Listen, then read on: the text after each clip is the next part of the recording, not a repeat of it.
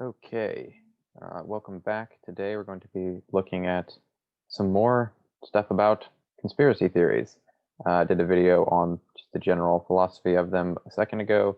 So today I wanted to walk through a resource with you that I found online that I think is pretty good. It's written by a couple psychologists, not philosophers. It's like a short little 10-page thing called the Conspiracy Theory Handbook. Um, it's one of those things that's good, short little PDF. Information is very distilled, so it's easy to find. It's free to download online. I'll show you where in a second. Good thing to be able to share around to people, but of course, philosophers may have some quibbles with the terminology about how they talk about conspiracy theories. So I figured it'd be one that'd be fun to walk through for a couple reasons. For one, to give us a chance to talk a little bit more about just philosophy of conspiracy theories. It would also be good to go through some of their claims, maybe point out if on occasion they say something, you know, problematic philosophically, or if it's just solid all the way through. I've read through the whole thing once before, and I can say it's a pretty solid resource overall. So it'd be fun to just kind of go through, chat about conspiracy theories some more. If you want to find this, it's a free PDF online. You can just download it, access it very quickly. Center for Climate Change Communication, so climatechangecommunication.org. It's kind of hard to find from these tabs. If you go to their search bar and just punch in conspiracy theories, it's pretty easy. There we go. So comes with a couple articles about COVID and stuff, but then if you scroll down, it's the Conspiracy Theory Handbook here. You just click on that, and it should take you. You should have it here. I can pick a language and just click on it, and that takes you right to the PDF, which I already have here. They've got a couple other videos, I think, about like say pandemic and conspiratorial thinking because of that all happened with COVID recently. So yeah, so this is it. This is the Conspiracy Theory Handbook. Again, you can see, I mean, it's 12 pages, but the first two are just these, and then the last one is citation. So it's really a 9-10 page little document. So it's not too much. So let's just go through it. They're just talking about, this is something, the purpose of this writing, I think, was just to kind of generate at least a counter to misinformation. And given there is so much misinformation about climate change and other science in terms of having to do with COVID and things recently, um, I can see why this was produced, and I think it's generally helpful. Like there's, philosophers, scientists should be better about making open access resources like this that are helpful. Um, so yeah, let's go through it here. So they start off by distinguishing between real conspiracies and conspiracy theories. So this gets into a little bit of what we talked about in my last video, which is the fact that depending on how we define conspiracy theories, they can be really unproblematic by definition. So they say that here that real conspiracies do exist, talking about Volkswagen and emission tests. And then it says, so it contrasts. So conspiracy theories, by contrast, tend to persist for a long time, even when there is no decisive evidence for them. So again, if we wanted to be, you got to understand here that they're using it a little bit more in the common usage. And as I mentioned, I think in my last video, psychologists, sociologists, other scientists are not quite as kind to conspiracy theories, or they don't give them as much credit as philosophers tend to. And I understand why. So I'm not necessarily opposed to this move. So you see what they're saying is that they're defining conspiracy theories are something that persists when there's no decisive evidence for them. And it's definitely true that that is something that happens with conspiracy theories, but it's something that happens to conspiracy theories by definition or in virtue of there being conspiracy theories, not necessarily. And so they say here, typically conspiracy theories are not supported by evidence that withstands scrutiny, but that doesn't stop them from blossoming. Again, if we're going to be picky, this is kind of wrong because conspiracy theories, if we go on just the minimal definition, are not theories that are not supported by evidence. They're just theories that involve conspiring. So they can be supported by lots of evidence or no evidence at all. There's nothing intrinsic to the nature of them being conspiracy theories that makes them, less amiable to evidence than other theories. At least that's how philosophers like to define it. They're going for a more generalist definition here. And so if you draw the distinction, so they're saying that there are real conspiracies. So they're just defining conspiracy theories as, you know, theories that are proposed with minimal evidence or explanation. So we could maybe just, if we kind of translate this into the literature on conspiracy theories right now, we could just say they're talking about conspiracism in terms of class instead of classic conspiracy theory. So, but I also think, given, as I said, what seems to have sparked this project, they're probably thinking about things like climate change denial and all, like the pandemic documentary, and all just the insane conspiracy theories like the 5G, the stuff that's sprung out of the coronavirus. Um, So if that stuff that they're talking about is true, that those theories are not supported by evidence that withstands scrutiny. They're not supported by evidence at all, hardly, but if at all. So of course, we being charitable and using definitions kind of in a more rigorous way, we probably would want to contest and say, yeah, no, conspiracy theories are nothing intrinsically epistemically bad about them if you're a particularist, at least. I mean, if you are a generalist, you'll probably agree with all of this. I'll make a video on that distinction soon. Um, so those conspiracy theories are based on a variety of thinking patterns that are known to be unreliable tools for tracking reality. Okay, this strikes me a little bit like Qasim Qasim's argument that conspiracy theories kind of are a result of intellectual vices. I think there's something to this actually, but again, in terms of the philosophical literature, I'm not sure how great of a way to phrase that this is. But if you come in with the understanding, if you already understand from like my previous video, like the distinction and how philosophers think about it, you can just kind of translate when they say conspiracy theories, you can translate that as like, okay, well, they're talking about a specific subset of conspiracy theories that we probably can partition off as being epistemically vicious in some ways.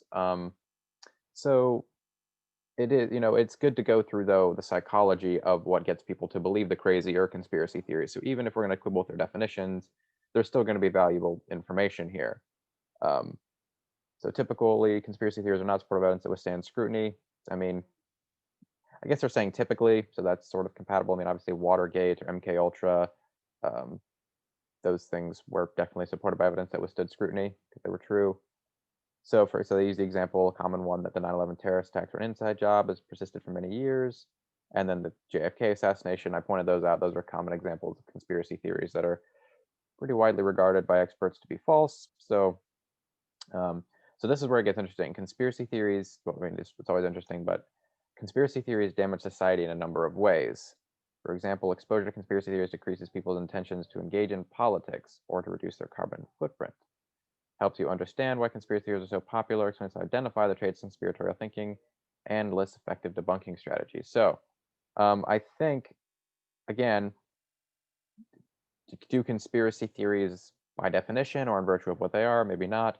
But I do think, again, some of the philosophers like Dentith would probably take issue with me saying this, but I think it's true that it seems to be the case that overall, um, at least most conspiracy theories that are popularized do damage society, or at least there's a tendency in American, and I think what they're saying, for example, that people who are exposed to these kind of deeply irrational conspiracy theories do decrease their intentions to engage in politics. And for example, if you think climate change is a hoax, you're not going to worry about carbon footprint or petitioning politicians for Green New Deals. So it is true that conspiracy theories can damage society in a number of ways, and that they do. Um, so if we're going to get technical about the language, there are faulty beliefs that damage society, and they're not always conspiratorial, but it is true that conspiracy theories can and do and are damaging and damage society. So let's go through conventional versus conspiratorial thinking. So let's read this here. Actual conspiracies do exist, but they're rarely discovered through the methods of conspiracy theorists. So this is an interesting point about methodology here. They're saying that the conspiracy, let's translate this into particulars language. Conspiracy theories that turn out to be true are discovered through certain reliable scientific methodology, and the other conspiracy theories and kind of make use of different epistemic standards and different processes by which they research things. And so if even when conspiracy theories turn out to be true, it's because they're investigated properly and not through this conspiratorial methods of thinking. So you can be a conspiracy theorist in a minimalist sense if you invoke a conspiracy, but if you investigate it via means of conventional. So this is actually, I think, interesting to say. I think there is something to this actually, and so I think this is good to point out that conventional, maybe what we could call maybe more scientific thinking, is there a healthy dose of skepticism, response to evidence, strives for coherence, and then you can find actual conspiracies, overriding suspicion, overinterpreting evidence, contradictory. There's imagined conspiracy. I actually, again, a lot of particulars philosophers disagree with me. I think there's something to this, actually, because I pointed out before, like, what can we say in defense of conspiracy theories? Well, it's good to be skeptical of official stories and government sources sometimes. Yeah, that's a good thing that responsible citizens should do. They should be curious and pressure scientific communities to make their findings accessible.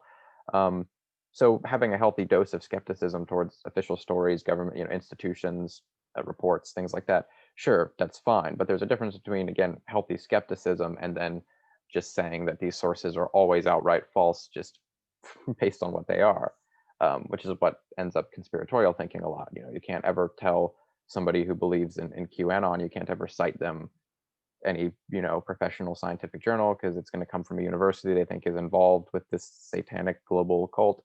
So there's a difference between having a healthy dose of skepticism and then employing scientific, generally what we call scientific methodology towards a proposed explanation.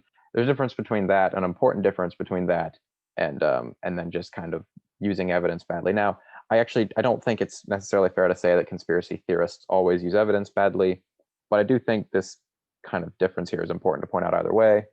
So real conspiracies get discovered through conventional thinking, blah, blah, blah. We went over this already. So this is a good little chart to have.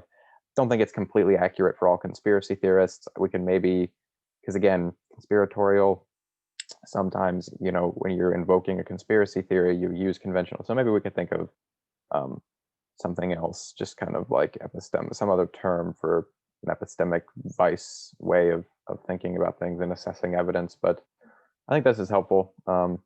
So this is interesting. The psychology, why are conspiracy theories popular? Feelings of powerlessness, explaining unlikely events, disputing mainstream politics, coping with threats. People who feel powerless or vulnerable are more likely to endorse and spread conspiracy theories. Don't know if this is always true, and of course it doesn't have anything to do with whether or not they're true. Again, the reasons people end up believing them don't have anything to do with, in particular, why, whether or not a proposed explanation is true. There's also Moorhead and Rosenblum in their book point out that one also reason that people kind of invoke conspiracies a lot is because sometimes there are events that we look for a cause that matches the scale of the effect. So they talk about how a lot of times when there's just such a disastrous event, we don't want to accept explanations that kind of invoke a minimal, a smaller cause because it doesn't seem right to us. So for example, like the one reason the 9/11 conspiracy theory is so popular is that the belief that these 3 buildings were brought down by a few terrorists in the Middle East planning to hijack planes. Well, it seems like that's a relatively small group of people with limited resources. The fact that they could bring down these beacons of such a massive and powerful empire as America, well, we don't necessarily tend to think that the effect that they produced is proportional to the cause. So conspiracy theories sometimes come out of this desire for proportional effect. And so seems much more reasonable maybe on its face to say, well, what is an institution that does have the power to carry this out? Well, the government could definitely do this. It could bring down these buildings for whatever purpose, use it to propagate a war. And, since we know governments and politicians have lied about wars in the past, what's to say they didn't do this to spark one? And, we know from Operation Northwoods that the government's planned to do false flag operations before. So, on and on it goes. There are reasonable steps that can be, or at least seemingly reasonable steps that can be taken along these routes towards conspiracy thinking. But one reason, I guess, psychologically and philosophically they're popular is because of this desire for what Moorhead and Rosenblum talk about, which is this desire for like proportionate causality. I'm not going to read through all these because, if you want to just pause and read them. And of course, you can find this pretty clearly yourself. If you want to have it on hand, send to people. But yeah, feelings of powerlessness, coping with threats, disputing this one's definitely true. I mean, it's true that parties generally are ineffective, or both parties have massive faults. So kind of being against this sort of official stories, official institutions, it's understandable to an extent. So it's also helpful to understand from a psychological perspective how people come to believe this and how it's not always just because they're irrational. Like there are maybe some external or even occasionally existential factors that come into play. So social media amplifies conspiracy thinking. Again, so this is good. Social media has created a world in which any individual can potentially reach as many people as mainstream media. This is very true. I've seen this. I see this all the time on Facebook. It's very easy to spread conspiracy theories. Recently, there was all this stuff coming out about, I don't know what time people are going to be watching this, but Hunter Biden and Joe Biden and there being collusions with officials and things and corruption. And of course, foreign policy experts, legal experts come out and said since that, Hunter Biden didn't do anything illegal, much less did his father. But still, this was spread all over social media by multiple people, and it's very easy for anybody to copy paste a link or just make any claim. So you'll see all the time people on Instagram, Facebook, Twitter, etc. Just post things that are pretty clearly false, and it's much easier to spread conspiracy theories. And people, it's easier for somebody to see like a meme and be like, well, that sounds right, and then just to share it without fact checking it. So the kind of how quickly this kind of conspiracy theory stuff can exponentially grow and be shared is very much a true feature of social media. So that's good to know. And which is why it's always important to have a fact checker app handy, or Google handy, or reasonable people on your timeline that help you kind of sift through this garbage. So this is interesting. How conspiracy theories do damage. To illustrate, exposure to conspiracy theory about the political manipulation of unemployment data, reduce trust in government services and institutions, including those unconnected, such as, yeah, okay, that's important. And they cite some studies for this in their bibliography, which if you access the PDF, you'll be able to see. Yeah, getting people just to be, and this is a trend. You see this kind of trend, for example, amongst kind of libertarian-leaning communities online. If you can show whether, because again, this is a study on manipulated data, but even for non-manipulated data, if you can show an efficiency at some level of government that leads to, or if you show, malice on the part of maybe some government operative at some point in time, and then you kind of extrapolate from these bits of information that, every government institution is inefficient, or all people in the government are evil and intent on power, blah, blah, blah. So it's easy to kind of take bits and pieces of the political world and then kind of attach what you think about those to completely unrelated things. So that's definitely important to point out there. Conspiracy theories may be deployed as a rhetorical tool to escape inconvenient conclusions. This is true, but it's also important to point out that some people have been labeled conspiracy theorists who were right, and the people labeling them conspiracy theorists had disastrous consequences. For example, with some people in the Bush administration said that it was, just crazy conspiracy theorists that were saying that they were making up these reports about weapons of mass destruction just to incite a war. They discounted those as conspiracy theorists and shouldn't believe them. Of course, they were right. Our government officials were lying to start a war.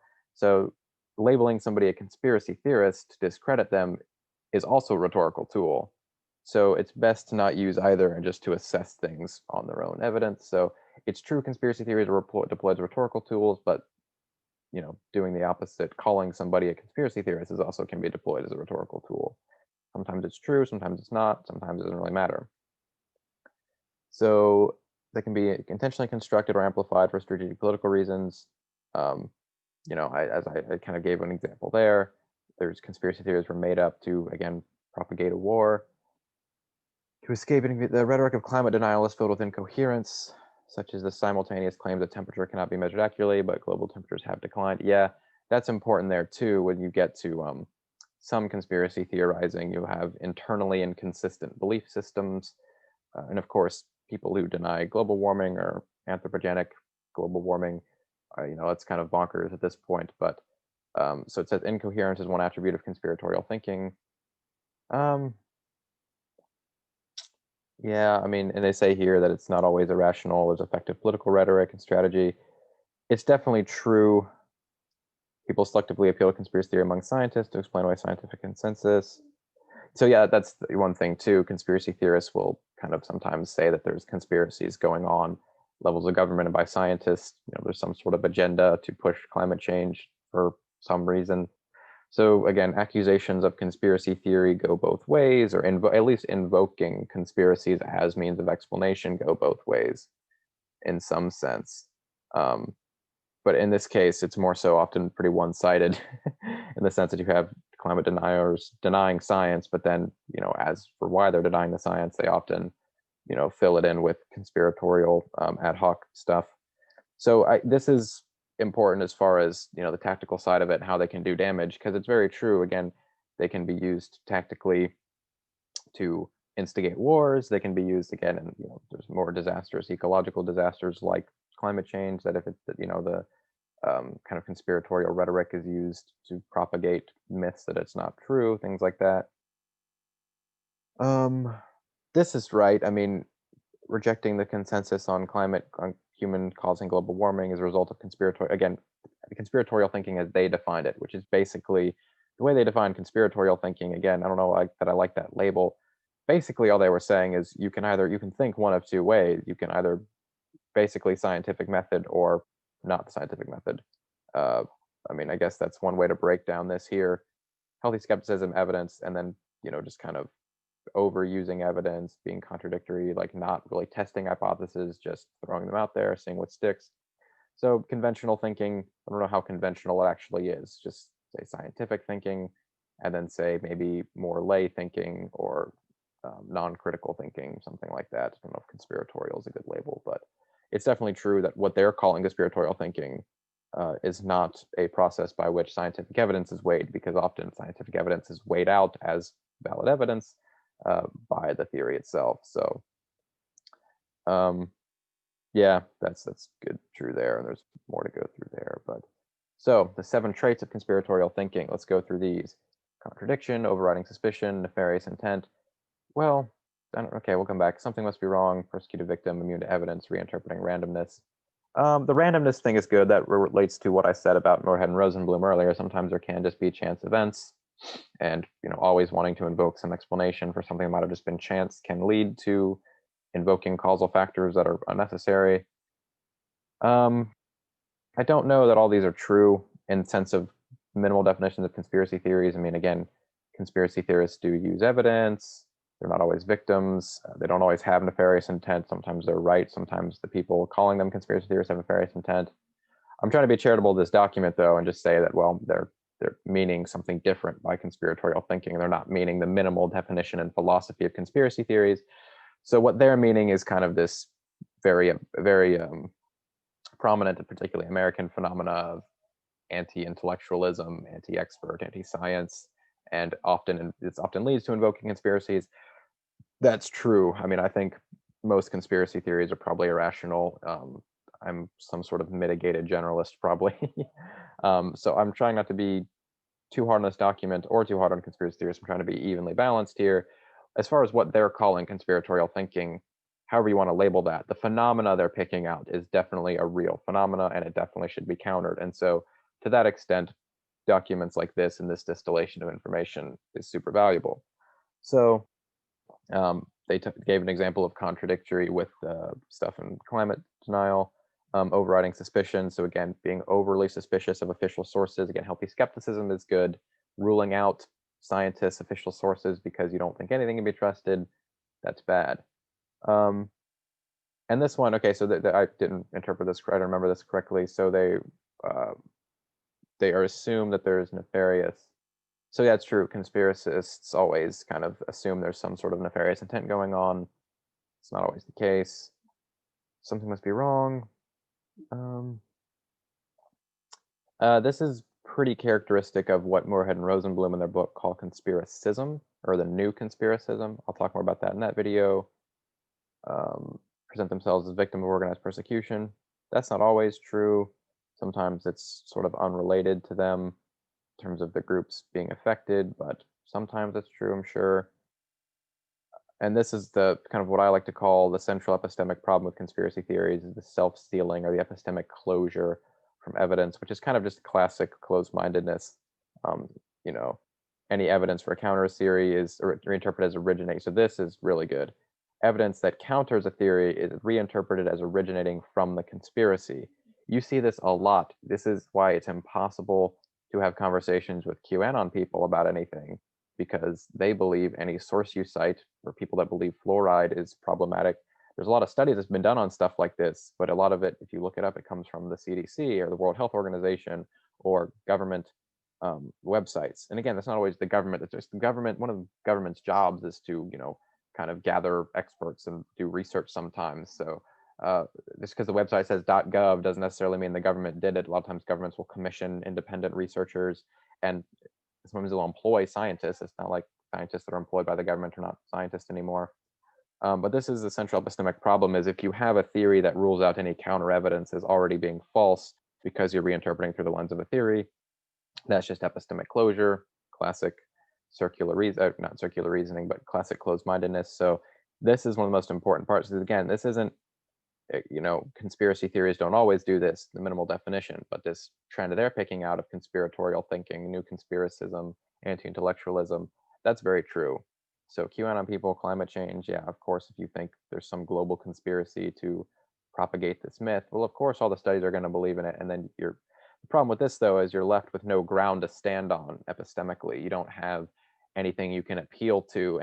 There's no like actual good sources you can appeal to for anything. Once you get to this point, all you're left with is a bunch of hearsay from YouTube videos and maybe some crazy blog posts and whatnot.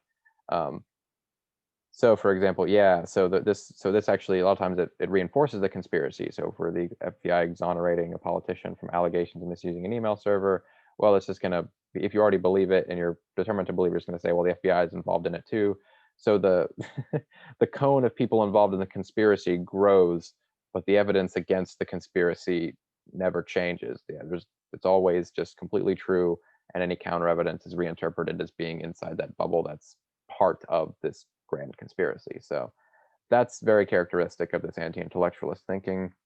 I already talked about reinterpreting randomness. So the self-sealing nature of conspiracism, we'll call it, is super important. So this raises the question of how do we protect? So I've kind of thought about this as I've been doing this series, is philosophers need to do a better job of teaching people proper social epistemology, maybe. But I don't know how effective philosophers are at getting these things out to the public and influencing people.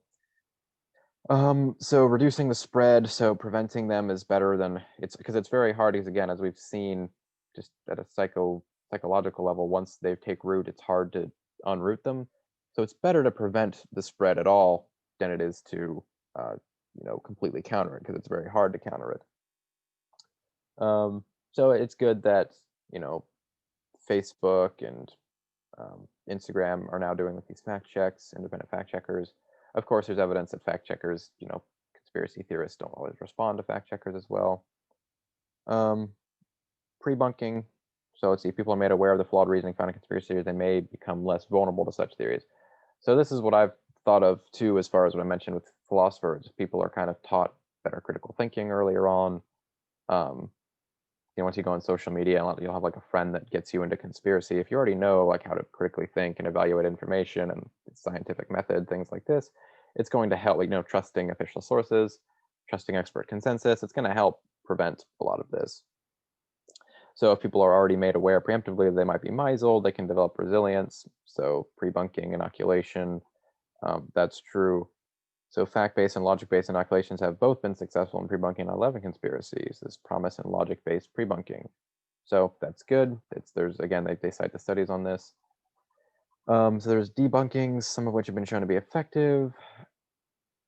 Well, yeah, effective with people who are unlikely to endorse conspiracy theories, such as university students or the general public.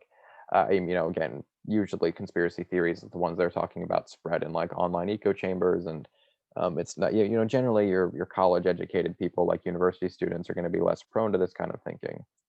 So there's fact-based, it's fact checking, communicating accurate information. Moorhead and Rosenblum say the same thing, just speaking common sense to conspiracy theories. Source-based, empathy-based, so kind of empathize with them. Maybe logic-based, so explain logical flaws. Yeah, flawed reasonings. This is good as far as critical thinking. A lot of times there's composition or division fallacies that go on, or slippery slope fallacies. So just knowing some informal logical fallacies is good. Yeah, so if you can show people the logically fallacious nature of what they're believing, or at least the reasoning. It's more so if you can show them the fallacious nature and the reasoning that leads to the belief, then they don't have any reason to believe it anymore. So if they're not too far gone, that can be effective. And then, yeah, just doing basic fact checking. As I said, I have a fact checker app on my phone that I get notifications from all the time. It's very helpful. Empowering people.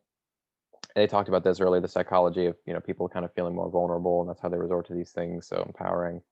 How to talk to conspiracy theorists. I mean, the short message is sometimes you can, sometimes you can't.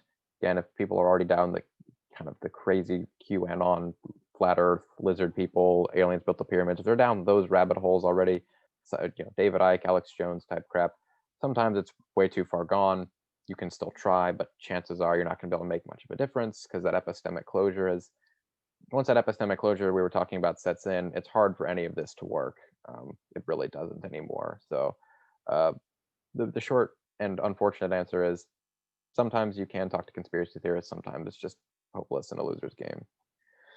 But here's a couple things. Inevitable ingredient of political extremism. This is definitely true. as far as right-wing terrorism. I mean, the president has invoked a lot of conspiracy theories about Antifa, which reports from federal courts have not borne out the data on that, and actually the Department of Homeland Security has said that white white supremacist right-wing um, cells are more of a threat to the biggest threat to national security as far as domestic threats. It's not any leftist organization. So when you have politicians even using kind of conspiratorial thinking to debunk vague groups and ideologies, that can be dangerous, and that can again help spread political extremism. So yeah, trusted messengers, if it's people love, that helps affirm critical thinking. So yeah, this is a good point too. Conspiracy theorists perceive themselves to be these kind of anti-establishment critical thinkers. Of course, more often than not, they're thinking really poorly when they're down these rabbit holes because they're not using kind of basic critical thinking and logic that would have helped to just prevent this in the first place. But it is good to affirm to them, again, we talked about earlier, this healthy skepticism. It's good to affirm to them that it's good to sometimes question the government story. That's fine. It's the thing you should do. Um, so kind of affirming the kind of some of the root causes and root feelings that this comes from is good, but then also kind of slowly, gradually as you can, showing why critical thinking and healthy skepticism should actually prevent them from these conspiracy theories is good. Yet try not to ridicule them as much as possible, which is part of the reason I'm glad they mentioned this here. Part of the reason why philosophers have been so kind to conspiracy theories is they realize they sometimes can be true. And then being empathetic, so yeah, trusted messengers, kind of basically the basic message here is be open-minded with them, be sort of gentle, but and kind of use their strategies against them as far as affirming critical thinking and skepticism. But obviously hold your ground. Don't sit and listen to an 8-hour David Icke lecture because they told you to. Maybe read a summary article on it so you know what's going on and can chat about it, but don't waste too much of your time and don't go down the rabbit hole yourself. Final word of caution they put here: analyze what is being targeted before attempting a debunk. Have repeatedly backfired. Yeah, one example is a failed attempt to blame the absence of weapons on Iraq's history of concealment on American inflation of poor intelligence. Yeah, that's very true because that was our fault. It was poor intelligence. So blaming on anything else is going to be bad. Real conspiracies do exist. That's true. So this article, really, they've got it right. They're just using the terminology less precisely than philosophers do. So whatever. Are not a productive way to uncover actual conspiracies. Rather, conventional thinking that values healthy skepticism, evidence, and consistency are necessary ingredients in uncovering real attempts to deceive the public. That's great.